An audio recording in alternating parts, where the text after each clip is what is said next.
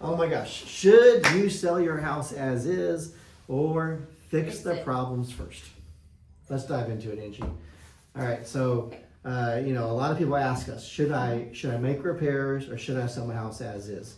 All right, but here's what I promise you: not every repair actually makes you more money. Correct. All right, Yep. so let's talk about that. So, again, one of the most common questions we get is, and the answer is always, it depends on the problem, right? So we would need to know specifically what the repair is. But if we think about it, some repairs are worth it, right? Correct. What kind of repairs are worth it? Well, a lot of times I always say the cheapest thing to do and make the most impact is a just good old gallon of paint.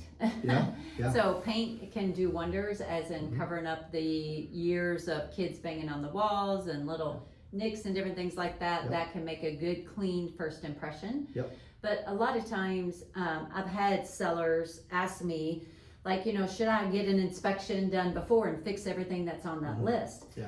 And I always say it's the eye of the beholder. So, because sometimes buyers, like, I'm an electrician myself, so I can do it, or I can, so some things are not as important. Right. And in cases where I've had listings go under contract, we had issues fell through in inspections, we put it back on the market, got another buyer, and then we had two separate concerns of what the buyer wanted to fix. Yeah. So it is whatever's important to that. So we always try to help the sellers. Don't go fix obviously the maintenance things. Yeah. You should Yeah. definitely go fix those things. One thing I've noticed here, like the easiest things to do require no money, they require elbow grease. Correct. Like Exactly. clean up the yard, Mm-hmm. spruce it up. If it's fall, get rid of the leaves. If it's winter, certainly get rid of the leaves. Right. Cut the grass, trim the bushes, whatever.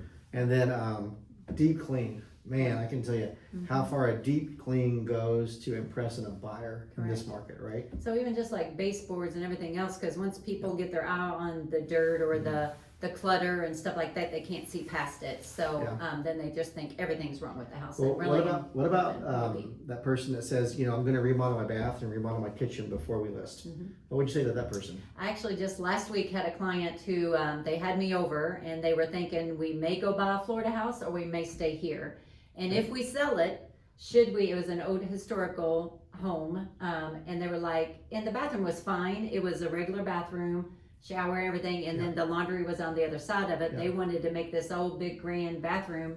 And honestly, it's like you have a main bedroom, and you have a closet and a bathroom all there together. So you, by preference, remodel this whole bathroom, you're not going to get dollar to dollar return. No. Because you already have the setup there. Yep. It's just not as pretty, or you want a double sink, but the amenities are there. And so that- you wouldn't have made any more money. Yeah, and to you as a seller, that you think, oh my gosh, this is exactly what I want. Correct. Yeah, that's what, and you're not going to be living there anymore. So you might do Exactly. a bunch of work, and then a buyer typically is going to give you that money in return. Yep, Right? exactly. You can spend $20,000 on a kitchen remodel.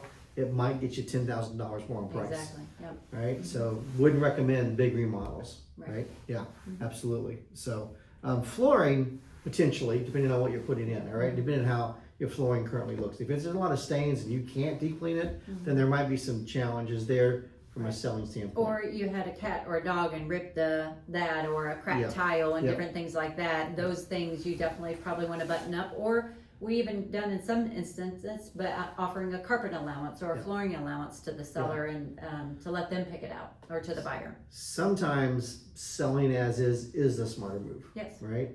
And there are situations where it's an estate, or maybe even a divorce, where it's necessary to sell it as is, or you simply run out of money and you don't have any money to put into Correct. the repairs in the process. Truth is, there's two ways to look at that, right? First thing is selling it as is because you don't have any money to make repairs. It still may be that you and I walk through the house and we say, this house is in pretty good shape. And by selling it as is, we may be lowering the perception of value from a buyer. Yeah. If the house is in good shape, it's just older, but you've done the deep clean, you've taken care of the yard, maybe you touched up some paint.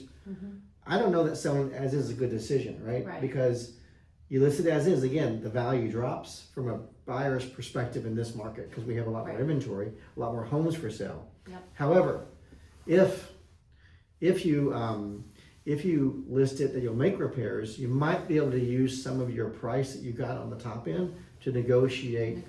We'll give you $1,000 in closing costs in order to cover the repairs. Yeah. And then at the end of the day, you make more money because Right. you were willing to sell it with that in mind to negotiate. And that's where we come in. The perception we of can help you buyers out. hear Yeah. that as Yeah. is, whenever a seller may thinking, hey, I'm not going to Yeah. be nickeled and dimed to death on, and that's what, as in having a professional agent, our job is to negotiate those repairs. Yeah. But if you go ahead and throw it out to the public that you're not even willing to negotiate it, then the buyers have that mindset there may be something wrong with the house, when in reality, there may be Yeah. nothing wrong with the house. That's right. So, The real goal is the best net result, right? exactly. Is to be able to get you the most amount of money for the house. Yep. And that includes not just at the top, at the beginning with the price, it includes negotiating all the way through inspections and appraisals, right? I will say this, all right, because you and I are both also investors, and there's lots of times we see a house that does need a lot of repairs, Yep. right? If the roof is old or leaking, the carpet's worn through, there's just mechanicals that don't work in the property.